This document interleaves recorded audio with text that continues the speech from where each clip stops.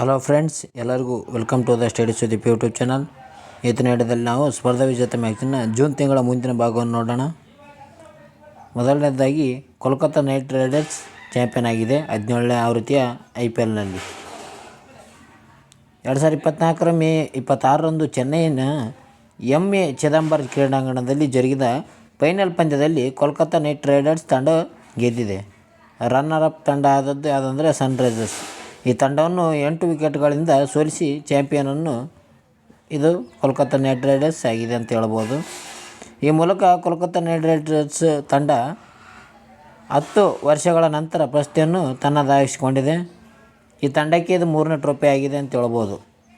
Kolkata night Riders ತಂಡಕ್ಕೆ 3ನೇ trophy ಆಗಿದೆ. ಇದು 2014ರಲ್ಲಿ ಮೊದಲು ಗೆದ್ದಿತ್ತು, ಈಗ 2024ರಲ್ಲಿ ಮತ್ತೆ ಗೆದ್ದಿದೆ. ಇದರ ಕ್ಯಾಪ್ಟನ್ ಯಾರಾಗಿದ್ದರಪ್ಪ ಅಂತಂದರೆ ಕೋಲ್ಕತ್ತಾ ನೈಟ್ ರೈಡರ್ಸ್ ತಂಡದ ಕ್ಯಾಪ್ಟನ್ ಆಗಿದ್ದವರು, ನಾಯಕತ್ವ ವಹಿಸಿದವರು ಶ್ರೇಯಸ್ ಅಯ್ಯರ್. 3 ಬಾರಿ IPL ಟ್ರೋಫಿ ಪಡೆದ ಕೋಲ್ಕತ್ತಾ ನೈಟ್ ರೈಡರ್ಸ್ ಬಗ್ಗೆ ನೋಡೋದಾದರೆ, IPLನಲ್ಲಿ ಕೋಲ್ಕತ್ತಾ ನೈಟ್ ರೈಡರ್ಸ್ ತಂಡ 2012, 2014 ಹಾಗೂ 2024ರಲ್ಲಿ 3 ಬಾರಿ ಚಾಂಪಿಯನ್ಶಿಪ್ಪನ್ನು ತನ್ನದಾಗಿಸಿಕೊಂಡಿದೆ.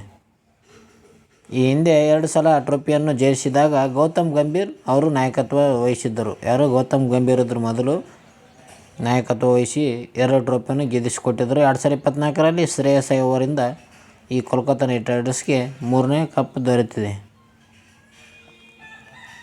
ಅದೇ ರೀತಿಯಾಗಿ 17ನೇ ಆವೃತ್ತಿಯ ಚಾಂಪಿಯನ್ಶಿಪ್ಪನ್ನು ಶ್ರೇಯಸ್ ಅಯ್ಯರ್ ಅವರ ನಾಯಕತ್ವದಲ್ಲಿ ತಂಡವು ಸಾಧನೆ ಮಾಡಿದೆ ಅಂತ ಹೇಳ್ಬೋದು. ಚಾಂಪಿಯನ್ಶಿಪ್ ಕೋಲ್ಕತ್ತಾ ತಂಡವು 20 ಕೋಟಿ ರೂಪಾಯಿ ಮೊತ್ತವನ್ನು ಪಡೆದುಕೊಂಡಿದೆ. ಪ್ರಶಸ್ತಿ ಮೊತ್ತ ಎಷ್ಟು ಅಂದರೆ 20 ಕೋಟಿ ರೂಪಾಯಿ ಆಗಿದೆ. ಸೆಕೆಂಡ್ ಬಂದ ತಂಡಕ್ಕೆ ಅಂದರೆ 2ನೇ ತಂಡ ಹೈದರಾಬಾದ್ ತಂಡಕ್ಕೆ 12.50 ಕೋಟಿ ರೂಪಾಯಿಗಳ ಬಹುಮಾನ ನೀಡಲಾಗಿದೆ. ಅದೇ ರೀತಿಯಾಗಿ ಆರೆಂಜ್ ಕ್ಯಾಪ್ ಇದು ಸಿಕ್ಕಿರೋದು ವಿರಾಟ್ ಕೊಹ್ಲಿಗೆ. ಆರೆಂಜ್ ಕ್ಯಾಪ್ ಯಾರಿಗೆ ಕೊಡ್ತಾರೆ ಅಂದರೆ ಅತಿ ಹೆಚ್ಚು ರನ್ ಪಡೆದವರಿಗೆ ಈ ಆರೆಂಜ್ ಕ್ಯಾಪನ್ನು ಕೊಡಲಾಗುತ್ತದೆ. ಈ ವಿರಾಟ್ ಕೊಹ್ಲಿ ಅವರು IPLನಲ್ಲಿ 741 ರನ್ಗಳನ್ನು ಗಳಿಸುವ ಮೂಲಕ RCB ತಂಡದ ವಿರಾಟ್ ಕೊಹ್ಲಿ ಅವರಿಗೆ ಆರೆಂಜ್ ಕ್ಯಾಪನ್ನು ನೀಡಲಾಗಿದೆ ಅಂತ ಹೇಳ್ಬೋದು. ಈ ಟೂರ್ನಿಯಲ್ಲಿ 113 ಅತಿ ಗರಿಷ್ಠ ರನ್ ಆಗಿದ್ದವು.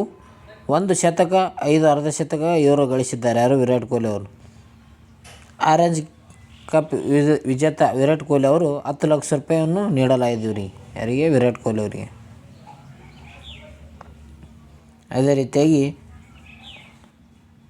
IPLನಲ್ಲಿ ವಿರಾಟ್ ಕೊಹ್ಲಿ ಅವರು 2 ಹಾಗೂ ಅದಕ್ಕಿಂತ ಹೆಚ್ಚು ಬಾರಿ ಆರೆಂಜ್ ಕ್ಯಾಪ್ ಗೆದ್ದ ಮೊದಲ ಭಾರತೀಯ ಆಗಿದ್ದಾರೆ. ಒಟ್ಟಾರೆಯಾಗಿ 3ನೇ ಬ್ಯಾಟರ್ ಎಂಬ ಕೀರ್ತಿಗೆ ಇವರು ಭಾಜನರಾಗಿದ್ದಾರೆ. ವಿರಾಟ್ ಕೊಹ್ಲಿ. ಆರೆಂಜ್ ಕ್ಯಾಪ್ ರೀತಿಯಲ್ಲೇ ಈ ಪರ್ಪಲ್ ಕ್ಯಾಪನ್ನು ನೀಡಲಾಗುತ್ತದೆ. ಪರ್ಪಲ್ ಕ್ಯಾಪ್ ಪಡೆದವರು ಹರ್ಷದ್ ಪಟೇಲ್. ಈ ಹರ್ಷದ್ ಪಟೇಲ್ ಅವರಿಗೆ ಪರ್ಪಲ್ ಕ್ಯಾಪನ್ನು ನೀಡಲಾಗಿದೆ. ಇದು ಪರ್ಪಲ್ ಕ್ಯಾಪ್ ಯಾರಿಗೆ ನೀಡ್ತಾರೆ ಅಂದರೆ ಅತಿ ಹೆಚ್ಚು ವಿಕೆಟ್ ಪಡೆದವರಿಗೆ ಈ ಪರ್ಪಲ್ ಕ್ಯಾಪನ್ನು ನೀಡಲಾಗುತ್ತದೆ. ಇವರು 24 ವಿಕೆಟ್ಗಳ ಕಲೆ ಹಾಕಿದ್ದರು. ಅದರಿಂದ ಇವರಿಗೆ ಪರ್ಪಲ್ ಕ್ಯಾಪನ್ನು ನೀಡಲಾಗಿದೆ ಹರ್ಷದ್ ಪಟೇಲ್ ಅವರಿಗೆ. ಅದೇ ರೀತಿಯಾಗಿ ಈವರೆಗೆ ಪ್ರಶಸ್ತಿ ಗೆದ್ದ ತಂಡಗಳ ಬಗ್ಗೆ ನೋಡೋದಾದರೆ, ಈ ಚೆನ್ನೈ 5 ಬಾರಿ ಪ್ರಶಸ್ತಿಯನ್ನು ಗೆದ್ದುಕೊಂಡಿದೆ. ಅದೇ ರೀತಿಯಾಗಿ ಮುಂಬೈ ತಂಡ 5 ಬಾರಿ ಪ್ರಶಸ್ತಿಯನ್ನು ಗೆದ್ದುಕೊಂಡಿದೆ. ಕೋಲ್ಕತ್ತಾ ತಂಡ 3ನೇ ಬಾರಿ ಪ್ರಶಸ್ತಿಯನ್ನು ಗೆದ್ದುಕೊಂಡಿದೆ. ಅದೇ ರೀತಿಯಾಗಿ ಹೈದರಾಬಾದ್ ಇದು 2 ಬಾರಿ ಪ್ರಶಸ್ತಿಯನ್ನು ಗೆದ್ದುಕೊಂಡಿದೆ. ರಾಜಸ್ಥಾನ್ 1 ಬಾರಿ, ಗುಜರಾತ್ 1 ಬಾರಿ. ಟೋಟಲ್ ಆಗಿ 17 ಸಲ ಮ್ಯಾಚ್ ನಡೆದಿವೆ. ಅದೇ ರೀತಿಯಾಗಿ ಮುಂದೆ ನೋಡೋಣ. 2024ರ ಟೂರ್ನಿಯ ವಿಶೇಷತೆಗಳಲ್ಲಿ ಟೂರ್ನಿಯಲ್ಲಿ ಗರಿಷ್ಠ ರನ್ ದಾಖಲೆ ಮಾಡಿದ ತಂಡ ಯಾವುದಂದರೆ ಹೈದರಾಬಾದ್ ತಂಡ. ಇದು ಗರಿಷ್ಠ ರನ್ಗಳನ್ನು ಗೆದ್ದುಕೊಂಡಿದೆ. ಅಂದರೆ ಈ ತಂಡ 287 ರನ್ಗಳನ್ನು ಗಳಿಸುವ ಮೂಲಕ ಲೀಗ್ ಇತಿಹಾಸದಲ್ಲಿ ಅತ್ಯಧಿಕ ರನ್ ಗಳಿಸುವ ಗೌರವವನ್ನು ತನ್ನದಾಗಿಸಿಕೊಂಡಿದೆ. ಹೈದರಾಬಾದ್ ತಂಡ. ಮುಂದೆ ನೋಡೋಣ. ಅದೇ ರೀತಿಯಾಗಿ ಚಾಬಾರ್ ಬಂದರಿನ ಶಾಹಿದ್ ಬೇಸ್ತಿ ಟರ್ಮಿನಲ್ನ ಅಭಿವೃದ್ಧಿ ಮತ್ತು ನಿರ್ವಹಣೆ ಭಾರತ ರನ್ ಅಂಕಿತ ಹಾಕಿದ ಇತ್ತೀಚೆಗೆ. ಅಂದರೆ ಮುಂದಿನ 10 ವರ್ಷಗಳ ಕಾಲ ಚಾಬಾರ್ ಬಂದರಿನಲ್ಲಿ ಶಾಹಿದ್ ಬೇಸ್ತಿ ಟರ್ಮಿನಲ್ನ ಕಾರ್ಯಾಚರಣೆ ಮತ್ತು ನಿರ್ವಹಣೆ ಕುರಿತು ಒಪ್ಪಂದಕ್ಕೆ ಭಾರತ ಮತ್ತು ಇರಾನ್ ದೇಶಗಳು ಸಹಿ ಹಾಕಿವೆ. ಇಂಡಿಯಾ ಪೋರ್ಟ್ ಗ್ಲೋಬಲ್ ಲಿಮಿಟೆಡ್ ಮತ್ತು ಇರಾನ್ನ ಸಮುದ್ರಯಾನ ಸಮುದ್ರ ಸಂಸ್ಥೆ ಈ ಕೇಂದ್ರ ಬಂದರು, ಹಡಗು ಮತ್ತು ಜಲಮಾರ್ಗಗಳ ಸಚಿವ ಸರ್ಬಾನಂದ್ ಸೋನೋವಾಲ್ ಅವರ ಸಮ್ಮುಖದಲ್ಲಿ ಈ ಒಪ್ಪಂದಕ್ಕೆ ಸಹಿ ಹಾಕಲಾಗಿದೆ. ಇರಾನ್ ದೇಶ ಇಲ್ಲಿದೆ, ಭಾರತ ಇಲ್ಲಿದೆ. ಈ ಟರ್ಮಿನಲ್ ಇದು ಚಾಬಾರ್ ಬಂದರು ಇಲ್ಲಿದೆ. ಇದೇ ಮೊದಲ ಬಾರಿಗೆ ವಿದೇಶದಲ್ಲಿರುವ ಬಂದರು ನಿರ್ವಹಣೆಯನ್ನು ಭಾರತ ವಹಿಸಿಕೊಳ್ಳಲು ಮುಂದಾಗಿದೆ. ಇದು ಭಾರತದಿಂದ ಅಭಿವೃದ್ಧಿಪಡಿಸುತ್ತಿರುವ ಸಾಗರೋತ್ತರ ಮೊದಲ ಬಂದರು ಯೋಜನೆ ಇದಾಗಿದೆ ಎಂದು ಹೇಳಬಹುದು. ಈ ಒಪ್ಪಂದವು ಎರಡು ದೇಶಗಳ ನಡುವೆ ಆರ್ಥಿಕ ಬೆಳವಣಿಗೆಯನ್ನು ಮತ್ತು ಹೂಡಿಕೆಯನ್ನು ನೆರವಾಗಲಿದೆ ಎಂದು ಹೇಳಬಹುದು. ಈ ಚಾಬಾರ್ ಬಂದರು ಬಗ್ಗೆ ನೋಡೋದಾದರೆ, ಇದು ಇರಾನ್ನ ದಕ್ಷಿಣ ಕರಾವಳಿ ಭಾಗಕ್ಕೆ ಸೇರಿರುವ ಬಲೂಚಿಸ್ತಾನ್ ಪ್ರಾಂತ್ಯದಲ್ಲಿ ಈ ಬಂದರು ಕಂಡುಬರುತ್ತದೆ. ಇದರ ಅಭಿವೃದ್ಧಿಯಿಂದ ಉಭಯ ದೇಶಗಳ ನಡುವೆ ವ್ಯಾಪಾರ ವಹಿವಾಟಿಗೆ ಮತ್ತಷ್ಟು ಉತ್ತೇಜನ ಸಿಗಲಿದೆ ಎಂದು ಭಾರತ ಈ ಪತ್ರಕ್ಕೆ ಸಹಿ ಹಾಕಿದೆ. ಇದು ಪಾಕಿಸ್ತಾನದ ಅಡೆತಡೆಯಲ್ಲದೆ ಅಫ್ಘಾನಿಸ್ತಾನದೊಂದಿಗೆ ವ್ಯಾಪಾರ ವಹಿವಾಟಿಗೆ ಈ ಬಂದರು ನೆರವಾಗಲಿದೆ ಎಂದು ಹೇಳಬಹುದು. ಅಂತಾರಾಷ್ಟ್ರೀಯ ಉತ್ತರ ಸಾರಿಗೆ ಕಾರಿಡಾರ್ ಯೋಜನೆ ಪೂರಕವಾಗಿ ಉಭಯ ದೇಶಗಳು ಇದರ ಅಭಿವೃದ್ಧಿಗೆ ಮುಂದಾಗಿವೆ. ಸುಮಾರು 7,200 ಕಿಲೋಮೀಟರ್ ಉದ್ದದ ಈ ಕಾರಿಡಾರ್ ಇದಾಗಿದೆ. ಒಪ್ಪಂದದ ಮಹತ್ವ: ಭಾರತ, ಮಧ್ಯ ಏಷ್ಯಾ ದೇಶಗಳ ಯುರೋಪ್ ಮತ್ತು ಅಫ್ಘಾನಿಸ್ತಾನ ಜೊತೆ ವ್ಯಾಪಾರ ವಹಿವಾಟು ನಡೆಸಲು ಸರಕು ಸಾಗಾಣಿಕೆ ಮಾರ್ಗ ಮುಖ್ಯವಾಗಿದೆ.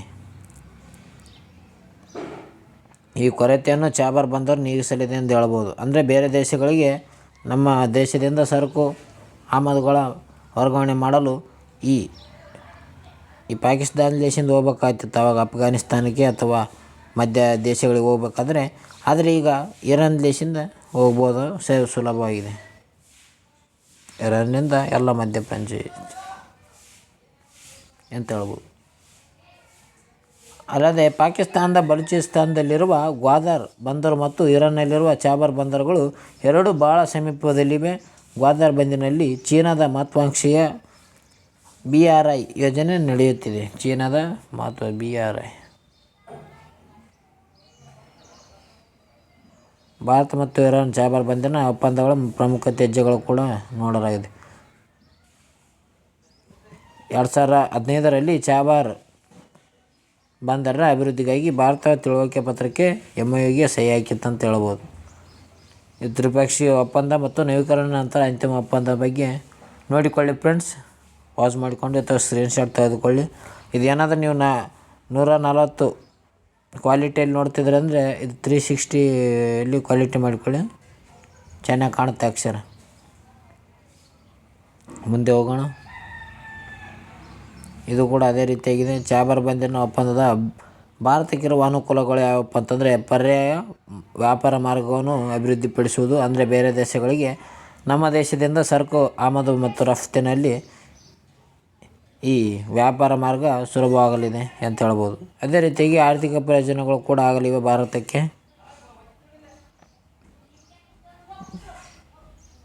ಯುರೋಪ್ ಮಾರುಕಟ್ಟೆಯಲ್ಲಿ ಪ್ರವೇಶವನ್ನು ಒದಗಿಸುತ್ತದೆ ಮತ್ತು INSTಯ ಮಾರ್ಗ ಮೂಲಕ ಸರಕು ಸಾಗಾಣಿಕೆ ವೆಚ್ಚದಲ್ಲಿ 30%ರಷ್ಟು ಮತ್ತು ಸಾರಿಗೆ ಸಮಯದಲ್ಲಿ 40%ರಷ್ಟು ಉಳಿತಾಯವಾಗಲಿದೆ ಎಂದು ನಿರೀಕ್ಷೆ ಇದೆ ಅಂತ ಹೇಳ್ಬೋದು. ಆರ್ಥಿಕ ಪ್ರಯೋಜನವಾಗಲಿದೆ. ಅದೇ ರೀತಿ ಅಫ್ಘಾನಿಸ್ತಾನಕ್ಕೆ ಮಾನವೀಯ ನೆರವು ಕೂಡ ಒದಗಿಸಲು ಸಹಕಾರಿಯಾಗಿದೆ. ಅಂದರೆ ಅಫ್ಘಾನಿಸ್ತಾನಕ್ಕೆ ನಮ್ಮ ದೇಶದಿಂದ ಬೇಳೆಕಾಳುಗಳಾಗಿರ್ಬೋದು, ಗೋಧಿ ಆಗಿರ್ಬೋದು, ಅದು ನೀಡಲು ಈ ಮಾರ್ಗದಿಂದ ಸಹಾಯವಾಗಿದೆ ಅಂದರೆ ಅಲ್ಲಿರುವ ಜನರಿಗೆ.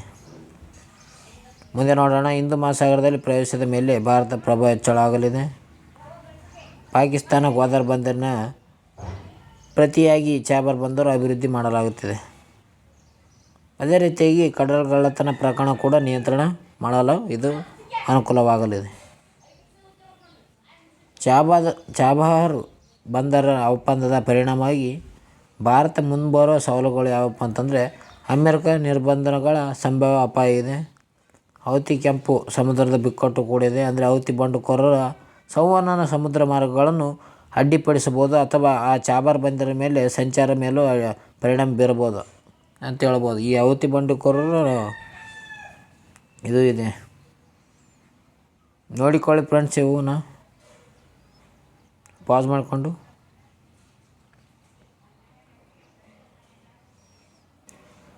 ಅದೇ ರೀತಿಯಾಗಿ ಮುಂದೆ ನೋಡೋದಾದರೆ ಪೋಖ್ರಾನ್ 1 ಅಣು ಪರೀಕ್ಷೆಗೆ 50 ವರ್ಷ ಆಗಿವೆ. ಅಂದರೆ ಆಪರೇಷನ್ ಸ್ಮೆಲ್ಲಿಂಗ್ ಬುದ್ಧ ಅಂತ ನೀಡಲಾಗಿತ್ತು ಹೆಸರನ್ನು ಪೋಖ್ರಾನ್ 1ಕ್ಕೆ. 1974 ಮೇ 18ರಂದು ಬುದ್ಧ ಪೂರ್ಣಿಮೆ ಬೆಳಿಗ್ಗೆ 8:05 ಗಂಟೆ ವೇಳೆಯಲ್ಲಿ ರಾಜಸ್ಥಾನದ ಪೋಖ್ರಾನ್ ಗ್ರಾಮದ ಥಾರ್ ಮರುಭೂಮಿ ನೆಲದಲ್ಲಿ 107 ಮೀಟರ್ ಆಳದ ಭಾರತ ಮೊದಲ ಯಶಸ್ವಿ ಪರೀಕ್ಷೆಯನ್ನು ನಡೆಸಲಾಯಿತು. ಈ ಅಣು ಪರೀಕ್ಷೆಗೆ ಸ್ಮೈಲಿಂಗ್ ಬುದ್ಧ ಎಂಬ ಸಂಕೇತ ನಾಮವನ್ನು ನೀಡಲಾಯಿತು. ಅದು ಸ್ಮೈಲಿಂಗ್ ಬುದ್ಧ. ಅಂದಿನ ಪ್ರಧಾನಮಂತ್ರಿ ಯಾರಪ್ಪ ಅಂತಂದರೆ ಇಂದಿರಾ ಗಾಂಧಿ ಆಗಿದ್ದರು. ಇವರು ಆದೇಶದ ಮೇರೆಗೆ ಭಾರತದಲ್ಲಿ ಬಾಬಾ ಅಣು ಸಂಶೋಧನಾ ಕೇಂದ್ರದ ಅಂದಿನ ನಿರ್ದೇಶಕರಾದ ರಾಜಾ ರಾಮಣ್ಣ ಅವರ ನೇತೃತ್ವದಲ್ಲಿ ಈ ಪರೀಕ್ಷೆ ಜರುಗಿತು. ಅಂದರೆ ಇಂದಿರಾ ಗಾಂಧಿ ನೇತೃತ್ವದಲ್ಲಿ, ಅಂದರೆ ಅಂದಿನ ಪ್ರಧಾನಿ ಇವರಾಗಿದ್ದರು ಇಂದಿರಾ ಗಾಂಧಿ ಅವರು. ಅವರ ಆದೇಶದಂತೆ ಈ ಅಣು ಸಂಶೋಧನಾ ಕೇಂದ್ರದ ನಿರ್ದೇಶಕರಾರಪ್ಪ ಅಂತಂದರೆ ರಾಜಾ ರಾಮಣ್ಣ ಅವರ ನೇತೃತ್ವದಲ್ಲಿ ಈ ಪರೀಕ್ಷೆಯನ್ನು ಜರುಗಿಸಲಾಯಿತು ಅಂತ ಹೇಳ್ಬೋದು. ಈ ಅಣು ಪರೀಕ್ಷೆ ಯಶಸ್ವಿಯಾಗಿ ಜರುಗಿದ್ದು 2024 ಮೇ 18ಕ್ಕೆ 50 ವರ್ಷ ಪೂರೈಸಿದೆ ಎಂದು ಹೇಳಬಹುದು. ಈ ಪರೀಕ್ಷೆಯ ಉದ್ದೇಶ ಏನಿತ್ತಪ್ಪ ಅಂತಂದರೆ 1964ರಲ್ಲಿ ಚೀನಾ ಅಣ್ವಸ್ತ್ರ ಪರೀಕ್ಷೆಯನ್ನು ನಡೆಸಿತ್ತು. ಭಾರತವು ತಾನು ಹಿಂದೆ ಬಿದ್ದಿಲ್ಲ ಎನ್ನುವುದನ್ನು ಜಗತ್ತಿಗೆ ತೋರಿಸುವ ಮೂಲಕ ಈ ಪರೀಕ್ಷೆಯನ್ನು ನಡೆಸಲಾಯಿತು ಎಂದು ಹೇಳಬಹುದು. ಅಣುಬಾಂಬ್ ಸ್ಫೋಟವಾದ ವಿಧಾನ ಕೂಡ ಇದೆ. ಪರಮಾಣು ಆಸ್ಫೋಟನ ಆಗಿದೆ. ಇದು ಪರೀಕ್ಷೆಗೆ ಬಳಸಿದ ಸ್ಫೋಟಕ ಹೆಸರುಗಳು. ಪರೀಕ್ಷೆಯು ವಿದಳನ ಸಾಧನಗಳನ್ನು ಒಳಗೊಂಡಿತ್ತು. ಆಯುಧವನ್ನು ತಾಂತ್ರಿಕವಾಗಿ ಶಾಂತಿಯುತ ಪರಮಾಣು ಸ್ಫೋಟಕ ಎಂದು ಕರೆಯಲಾಯಿತು. ಅಂದರೆ ಈ ಸ್ಮೈಲಿಂಗ್ ನಂತರ ಅದನ್ನು ಸ್ಮೈಲಿಂಗ್ ಬುದ್ಧ ಎಂದು ಕರೆಯಲಾಯಿತು. ಅಂದರೆ ಮೊದಲು ಈ ಸ್ಮೈಲಿಂಗ್ ಬುದ್ಧ ಎನ್ನುವ ಈ ಪರೀಕ್ಷೆಯ ಅಣು ಅಸ್ತ್ರವನ್ನು ಶಾಂತಿಯುತ ಪರಮಾಣು ಸ್ಫೋಟಕ ಎಂದು ಹೆಸರು ಹೇಳಲಾಗಿತ್ತು. ನಂತರ ಅದು ಸ್ಮೈಲಿಂಗ್ ಬುದ್ಧ ಆಯಿತು. ಅಂದರೆ ಪೋಖ್ರಾನ್ 1 ಈಗ ಆಪರೇಷನ್ ಸ್ಮೈಲಿಂಗ್ ಯುದ್ಧ ಅನ್ನೋದನ್ನು ಮೊದಲು ಶಾಂತಿಯುತ ಪರಮಾಣು ಸ್ಫೋಟಕ ಎಂದು ಹೇಳಲಾಗುತ್ತಿತ್ತು. ನಂತರ ಸ್ಮೈಲಿಂಗ್ ಬುದ್ಧ ಎಂದು ಹೇಳಲಾಗುತ್ತಿದೆ. ಪರೀಕ್ಷೆಯ ವಿಶೇಷತೆ ನೋಡೋದಾದರೆ ವಿಶ್ವಸಂಸ್ಥೆಯ ಭದ್ರತಾ ಮಂಡಳಿಯ ಸದಸ್ಯನಲ್ಲದ ರಾಷ್ಟ್ರ ನಡೆಸಿದ ಮೊಟ್ಟ ಮೊದಲ ಪರಮಾಣು ಪರೀಕ್ಷೆ ಇದಾಗಿದೆ. ಯಾವುದು? ಪೋಖ್ರಾನ್ 1. ಅಮೆರಿಕದಂಥ ರಾಷ್ಟ್ರಗಳ ಗುಪ್ತಚರ ಸಂಸ್ಥೆಗಳಿಗೂ ಈ ಸುಳಿವು ಸಿಗದಂತೆ ಪರೀಕ್ಷೆ ನಡೆಸಲಾಯಿತು. ಅಂದರೆ ಅಮೆರಿಕದಲ್ಲಿರುವ ಗುಪ್ತಚರ ಸಂಸ್ಥೆಗಳಿಗೂ ಕೂಡ ಈ ಸ್ಫೋಟಕ ಮಾಹಿತಿಯನ್ನು ತಿಳಿದಿರಲಿಲ್ಲ ಅಂತ ಹೇಳ್ಬೋದು. ಇದರ ಪರಿಣಾಮ ಏನಾದಂದರೆ ಇದು ಭಾರತದ ನ್ಯೂಕ್ಲಿಯರ್ ಬ್ಲ್ಯಾಕ್ ಮೇಲ್ ಎಂದು ಪಾಕಿಸ್ತಾನ ಮುಂದುವರೆದ ರಾಷ್ಟ್ರಗಳಿಂದ ಪರಮಾಣು ಪೂರೈಕೆ ಸ್ಥಗಿತ ಮಾಡೋದಾಯಿತು. ಮತ್ತು ಭಾರತದೊಂದಿಗಿನ ಪರಮಾಣು ಇಂಧನ ಸಹಕಾರ ರದ್ದುಗೊಳಿಸಿದ ಕೆನಡಾವು ಈ ಭಾರತದಿಂದ ಪರಮಾಣು ಇಂಧನ ಸಹಕಾರವನ್ನು ರದ್ದುಪಡಿಸಿತು ಇದರಿಂದ. ಅದೇ ರೀತಿಯಾಗಿ ಈ ಪರಮಾಣು ಪರಿಣಾಮದಿಂದ ಈ NSG ಅಂದರೆ ನ್ಯೂಕ್ಲಿಯರ್ ಸಪ್ಲೈಜರ್ ಗ್ರೂಪ್ ಅನ್ನು ಸ್ಥಾಪನೆ ಮಾಡಲಾಯಿತು. ಯಾವಂದರೆ 1974 ಮೇ 18ರಂದು ಪೋಖ್ರಾನ್ 1 ಪರಮಾಣು ಪರೀಕ್ಷೆಯ ಬಗ್ಗೆ ಜಗತ್ತಿನಾದ್ಯಂತ ವಿರೋಧ ವ್ಯಕ್ತವಾದ ಹಿನ್ನೆಲೆಯಲ್ಲಿ 1974ರಲ್ಲಿ ಈ NSG ಅಂದರೆ ನ್ಯೂಕ್ಲಿಯರ್ ಸಪ್ಲೈಯರ್ ಗ್ರೂಪ್ ಸ್ಥಾಪನೆ ಆಯಿತು ಅಂತ ಹೇಳ್ಬೋದು. ಅದೇ ರೀತಿಯಾಗಿ ಪೋಖ್ರಾನ್ 2 ಕೂಡ ನಡೆಸಲಾಯಿತು ನಂತರ ದಿನಗಳಲ್ಲಿ. ಆಪರೇಷನ್ ಶಕ್ತಿ ಅಂತ ಅದಕ್ಕೆ ಹೆಸರಿಡಲಾಯಿತು. 1998 ಮೇ 11ರಂದು 3 ಪರೀಕ್ಷೆಗಳು ಮತ್ತು ಮೇ 13ರಂದು 2 ಬಾರಿ ಪರಮಾಣು ಪರೀಕ್ಷೆಯನ್ನು ರಾಜಸ್ಥಾನದ ಪೋಖ್ರಾನ್ನಲ್ಲಿ ನಡೆಸಲಾಯಿತು. ಯಾವಾಗ? 1998ರ 2ನೇ ಪರೀಕ್ಷೆ ಇದು ಪರಮಾಣು ಪರೀಕ್ಷೆ. ಪೋಖ್ರಾನ್ 2 ಅಣು ಪರೀಕ್ಷೆಗೆ ಇಡಲಾಗಿದ್ದ ಹೆಸರು ಏನಪ್ಪ ಅಂತಂದರೆ ಆಪರೇಷನ್ ಶಕ್ತಿ ಅಂತ ಹೇಳ್ಬೋದು. ಅಂದಿನ ಪ್ರಧಾನಮಂತ್ರಿ ಯಾರಪ್ಪ ಅಂತಂದರೆ ಅಟಲ್ ಬಿಹಾರಿ ವಾಜಪೇಯಿ ಅವರು ಆಗಿದ್ದರು. ಈ ಪರಮಾಣು ಪರೀಕ್ಷೆಯು ವಿಶ್ವದ ಗಮನ ಸೆಳೆಯಿತು ಮತ್ತು ಆಗಲೂ ಅಮೆರಿಕದ ಸೇರಿದಂತೆ ಯಾವುದೇ ರಾಷ್ಟ್ರಗಳಿಗೆ ಮುನ್ಸೂಚನೆ ಇರಲಿಲ್ಲ ಅಂತ ಹೇಳ್ಬೋದು.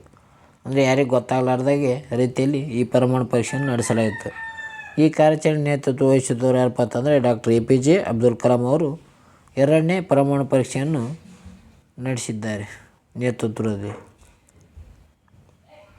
ಇದರ ಸಾಧನೆ ಕೂಡ ಇಲ್ಲಿ ಕೊಟ್ಟಲಾಗಿದೆ, ನೋಡಿಕೊಳ್ಳಿ ಫ್ರೆಂಡ್ಸ್. ಈ ಪೋಖ್ರಾನ್ 1 ಮತ್ತು ಪೋಖ್ರಾನ್ 2 ನಡುವಿನ ವ್ಯತ್ಯಾಸ ನೋಡೋದಾದರೆ ಈ ಪೋಖ್ರಾನ್ 1 ಅಥವಾ ಸ್ಮೈಲಿಂಗ್ ಬುದ್ಧ ಅಥವಾ ಶಾಂತಿಯುತ ಪರಮಾಣು ಪರೀಕ್ಷೆ ನೋಡೋದಾದರೆ ಇದನ್ನು 1974ರ ಪೋಖ್ರಾನ್ 1 ಪರಮಾಣು ಪರೀಕ್ಷೆ ಶಾಂತಿಯುತವಾದ ಪರಮಾಣು ಪರೀಕ್ಷೆ ಎಂದೇ ಕರೆಸಿಕೊಂಡಿತ್ತು. ಇದು ಕೈಗಾರಿಕೆಗಳು, ಸಿವಿಲ್ ಇಂಜಿನಿಯರ್ ಪ್ರಾಜೆಕ್ಟ್ಗಳು ಮತ್ತಿತರ ಅಭಿವೃದ್ಧಿ ಕಾರ್ಯಗಳ ಸಂಬಂಧ ನಡೆಸುತ್ತಿದ್ದು. ಇದು ಯಾವುದೋ ಪೋಖ್ರಾನ್ ಇದು ಅಭಿವೃದ್ಧಿ ಹೊಂದದ ರಾಷ್ಟ್ರಗಳು ಶಾಂತಿಯುತವಾದ ಪರಮಾಣು ಪರೀಕ್ಷೆ ಎಂದೇ ಬಿಂಬಿಸಿದವು. ಅದನ್ನು ಭಾರತ ಅನುಕರಿಸಿತು ಮತ್ತು ತಾನು ನಡೆಸಿದ ಪರಮಾಣು ಪರೀಕ್ಷೆಗಳನ್ನು ಶಾಂತಿಯುತವಾದ ಪರಮಾಣು ಪರೀಕ್ಷೆ ಎಂದು ಘೋಷಿಸಿಕೊಂಡಿತ್ತು. ನಮ್ಮ ಭಾರತ ದೇಶ ಏನು ಮಾಡಿತು ಅಂದರೆ ಈ ಪರಮಾಣು ಪರೀಕ್ಷೆ ಶಾಂತಿಯುತವಾದ ಪರಮಾಣು ಪರೀಕ್ಷೆ ಎಂದು ಘೋಷಣೆ ಮಾಡಿಕೊಂಡಿತು. ಅದೇ ರೀತಿಯಾಗಿ ಈ ಪೋಖ್ರಾನ್ 2 ಅಂದರೆ ಆಪರೇಷನ್ ಶಕ್ತಿ ಅಂತ ಕರೆಯಲಾಯಿತು. ಅದಕ್ಕೆ ನ್ಯೂಕ್ಲಿಯರ್ ಶಸ್ತ್ರೀಕರಣ ಹೊಂದಿದ ದೇಶವಾಗಿತ್ತು. ಇದರಿಂದ ಇದು ನಡೆದದ್ದು 1998 ಮೇ 11ರಿಂದ 13ವರೆಗೂ ಇದು ಪೋಖ್ರಾನ್ 2 ಅನ್ನು ನಡೆಸಲಾಯಿತು. ಇದು ಪರಮಾಣು ತಂತ್ರಜ್ಞಾನ ಸಹಾಯದಿಂದ ಅಣ್ವಸ್ತ್ರ ಅಭಿವೃದ್ಧಿಪಡಿಸುವ ಸಾಮರ್ಥ್ಯ ತನಗಿದೆ ಎನ್ನುವ ಸಂದೇಶವನ್ನು ಜಗತ್ತಿಗೆ ತಿಳಿಸಲಾಯಿತು ಅಂತ ಹೇಳ್ಬೋದು. ಅಂದರೆ ನಾವು ಕೂಡ ಇಂಥ ಅಣ್ವಸ್ತ್ರವನ್ನು ತಯಾರು ಮಾಡಲು ಸಿದ್ಧರಾಗಿದ್ದೇವೆ ಎಂದು ನಮ್ಮ ಭಾರತ ದೇಶ ಹೆಸರು ಮಾಡಿಕೊಂಡಿತು. 1998ರ ಅಣ್ವಸ್ತ್ರ ಪರೀಕ್ಷೆಯ ಮೂಲಕ ಯುರೇನಿಯಂ ಅನ್ನು 90% ಪರಿಷ್ಕರಿಸಿ ಭಾರತ ತಾನು ನ್ಯೂಕ್ಲಿಯರ್ ಶಸ್ತ್ರೀಕರಣ ಹೊಂದುವುದನ್ನು ಭಾರತ ಜಗತ್ತಿಗೆ ಸಾರಿತು ಎಂದು ಹೇಳ್ಬೋದು.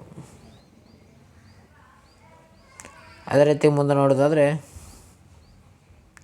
ಈ ಪೋಖ್ರಾನ್ 2 ಪರೀಕ್ಷೆಯ ಸ್ಮರಣಾರ್ಥವಾಗಿ ರಾಷ್ಟ್ರೀಯ ತಂತ್ರಜ್ಞಾನ ದಿನವನ್ನು ಆಚರಣೆ ಮಾಡಲಾಗುತ್ತದೆ. ಅದಕ್ಕೆ ಅಂದರೆ ಮೇ 11ರಂದು. ಈ ಮೇ 11ರಂದು 1998ರಲ್ಲಿ ಪೋಖ್ರಾನ್ನಲ್ಲಿ ನಡೆದ ಯಶಸ್ವಿ ಪರಮಾಣು ಪರೀಕ್ಷೆ ಪೋಖ್ರಾನ್ 2 ಸ್ಮರಣಾರ್ಥವಾಗಿ ಪ್ರತಿ ವರ್ಷ ಭಾರತದ ರಾಷ್ಟ್ರೀಯ ತಂತ್ರಜ್ಞಾನ ದಿನವನ್ನು ಆಚರಿಸಲಾಗುತ್ತದೆ ಅಂತ ಹೇಳ್ಬೋದು. ಅಂದಿನ ಪ್ರಧಾನಮಂತ್ರಿ ಅಂದರೆ ಅಟಲ್ ಬಿಹಾರಿ ವಾಜಪೇಯಿ ಅವರ ಐತಿಹಾಸಿಕ ಪೋಖ್ರಾನ್ ಸ್ಮರಣಾರ್ಥವಾಗಿ ಮೇ 11ರಂದು ರಾಷ್ಟ್ರೀಯ ತಂತ್ರಜ್ಞಾನ ದಿನವನ್ನು ನಿಗದಿಪಡಿಸಿದರು ಅಂತ ಹೇಳ್ಬೋದು. ಈ ರಾಷ್ಟ್ರೀಯ ತಂತ್ರಜ್ಞಾನ ದಿನ ನ್ಯಾಷನಲ್ ಟೆಕ್ನಾಲಜಿ ಡೇ ಇದು ಯಾವಾಗಂದರೆ ಮೇ 11ನೇ ತಾರೀಕು ನಡೆಸಲಾಗುತ್ತದೆ. 2024ರ ಧ್ಯೇಯವಾಕ್ಯ ಅಥವಾ ಥೀಮ್ ಏನಂದರೆ ಶಾಲೆಗಳಿಂದ ಸ್ಟಾರ್ಟಪ್ಗಳಿಗೆ ಹೊಸತನಕ್ಕೆ ಯುವ ಮನಸ್ಸುಗಳನ್ನು ಪ್ರಚೋದಿಸುವುದು ಎಂಬುದು ರಾಷ್ಟ್ರೀಯ ತಂತ್ರಜ್ಞಾನದ 2024ರ ಥೀಮ್ ಆಗಿದೆ. ಪೋಖ್ರಾನ್ 2 ಪರಮಾಣು ಪರೀಕ್ಷೆಯನ್ನು ನಡೆಸಿದ ದಿನವಾಗಿದೆ. ಇದು ಮೇ 11. ಇದನ್ನು ಪ್ರತಿ ವರ್ಷ ರಾಷ್ಟ್ರೀಯ ತಂತ್ರಜ್ಞಾನ ದಿನವನ್ನು ಆಚರಿಸಲಾಗುತ್ತದೆ ಅಂತ ಹೇಳ್ಬೋದು. ಇದು ತಂತ್ರಜ್ಞಾನ ಕ್ಷೇತ್ರದಲ್ಲಿ ದೇಶದಲ್ಲಿ ಪ್ರಗತಿ ಸಾಧಿಸಲು ಸಹಾಯ ಮಾಡುವ ವಿಜ್ಞಾನಿಗಳು ಮತ್ತು ಇಂಜಿನಿಯರ್ಗಳನ್ನು ಗೌರವಿಸುವ ಉದ್ದೇಶದಿಂದ ಈ ದಿನವನ್ನು ನಡೆಸಲಾಗುತ್ತದೆ ಅಂತ ಹೇಳ್ಬೋದು.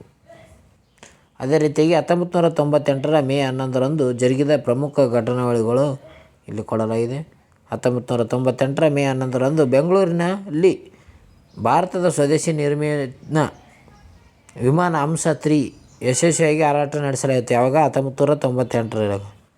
ಇದೇ ದಿನದಂದು ಭಾರತವು ಭೂಮಿಯಿಂದ ಆಕಾಶಕ್ಕೆ ಜಿಗಿಯುವ ತ್ರಿಶೂಲ್ ಕ್ಷಿಪಣಿಯನ್ನು ಯಶಸ್ವಿಯಾಗಿ ಪರೀಕ್ಷಿಸಿತು. ಯಾವಾಗ? 1998ರಲ್ಲಿ ಭಾರತದ ದೇಶ ಹಂಸ-3 ಅನ್ನು ಹಾರಾಟ ಮಾಡಿತ್ತು ಮತ್ತು ಅದೇ ರೀತಿಯಾಗಿ ತ್ರಿಶೂಲ ಕ್ಷಿಪಣಿಯನ್ನು ಉಡಾವಣೆ ಮಾಡಿತ್ತು ಅಂತ ಹೇಳ್ಬೋದು. ಇದೇ ದಿನದಂದು ಭಾರತ ಪರಮಾಣು ಶಕ್ತಿಯನ್ನು ಹೊಂದಿದ ರಾಷ್ಟ್ರಗಳ ಒಕ್ಕೂಟಕ್ಕೆ ಸೇರ್ಪಡೆಯಾಯಿತು. ಈ ಮೂಲಕ ಪರಮಾಣು ಶಕ್ತಿ ರಾಷ್ಟ್ರಗಳ ಕ್ಲಬ್ಗೆ 6ನೇ ರಾಷ್ಟ್ರವಾಯಿತು ಅಂತ ಹೇಳ್ಬೋದು. ಯಾವುದು? ನಮ್ಮ ಭಾರತ ದೇಶ 6ನೇ ರಾಷ್ಟ್ರವಾಯಿತು. ಅದೇ ರೀತಿಯಾಗಿ ಜೈ ಜವಾನ್ ಜೈ ಕಿಸಾನ್ ಜೈ ವಿಜ್ಞಾನ್ ಎಂಬ ಘೋಷಣೆಯನ್ನು ಕೂಡ ಮಾಡಲಾಯಿತು. ಯಾರಪ್ಪ ಅಂತಂದರೆ ಅಂದಿನ ಪ್ರಧಾನಮಂತ್ರಿ ಅಟಲ್ ಬಿಹಾರಿ ವಾಜಪೇಯಿ ಅವರು ಜೈ ಜವಾನ್ ಜೈ ಕಿಸಾನ್ ಜೈ ವಿಜ್ಞಾನ್ ಎಂದು ಘೋಷಣೆ ಮಾಡಿದರು. ಅದೇ ರೀತಿಯಾಗಿ ಲಾಲ್ ಬಹದ್ದೂರ್ ಶಾಸ್ತ್ರಿ ಅವರು ಜೈ ಜವಾನ್ ಜೈ ಕಿಸಾನ್ ಎಂದು ಮೊದಲು ಘೋಷಣೆ ಮಾಡಿದರು. ಯಾವಾಗ? 1965ರಲ್ಲಿ. ಯಾರು? ಲಾಲ್ ಬಹದ್ದೂರ್ ಶಾಸ್ತ್ರಿ ಅವರು. ಓಕೆ ಫ್ರೆಂಡ್ಸ್, ಇವತ್ತಿನ ವಿಡಿಯೋದಲ್ಲಿ ಇಷ್ಟೇ. ಇವೆಲ್ಲ ಇಂಪಾರ್ಟೆಂಟ್ ಮಾಹಿತಿಯನ್ನು ನೋಡಿಕೊಳ್ಳಿ. ಒಂದು ಸಲ ನೀವು ಪಾಸ್ ಮಾಡ್ಕೊಂಡು ನೋಡ್ಕೊಂತೀರ, ಸ್ಕ್ರೀನ್ಶಾಟ್ ತೊಗೊಂಡು ನೋಡ್ಕೊತೀರ ಗೊತ್ತಿಲ್ಲ, ಒಟ್ಟಿನಲ್ಲಿ ನೋಡ್ಕೊಳ್ಳಿ. ಇದು 360 ಕ್ವಾಲಿಟಿಯಲ್ಲಿ ನೋಡ್ಕೊಳ್ಳಿ, ಚೆನ್ನಾಗಿ ಕಾಣುತ್ತವೆ ಅಕ್ಷರಗಳು ಎಂದು ಹೇಳುತ್ತಾ ಇವತ್ತಿನ ವಿಡಿಯೋದಲ್ಲಿ ಇಷ್ಟೇ ಫ್ರೆಂಡ್ಸ್. ಮುಂದಿನ ವಿಡಿಯೋದಲ್ಲಿ ಸಿಗೋಣ. ನಿಮಗೇನಾದರೂ ನಮ್ಮ ಚಾನಲ್ ಇಷ್ಟ ಆದರೆ ಲೈಕ್ ಮಾಡಿ, ಶೇರ್ ಮಾಡಿ, ಸಬ್ಸ್ಕ್ರೈಬ್ ಮಾಡಿ. ಅದೇ ರೀತಿಯಾಗಿ ಮುಂದೆ ಬರುವ ವಿಡಿಯೋಗಳನ್ನು ಎಲ್ಲವನ್ನು ನೋಡಿಕೊಳ್ಳಿ ಫ್ರೆಂಡ್ಸ್. ಓಕೆ ಫ್ರೆಂಡ್ಸ್, ಎಲ್ಲರಿಗೂ ಬಾಯ್. ಚೆನ್ನಾಗಿ ಓದ್ಕೊಳ್ಳಿ. ಬಾಯ್.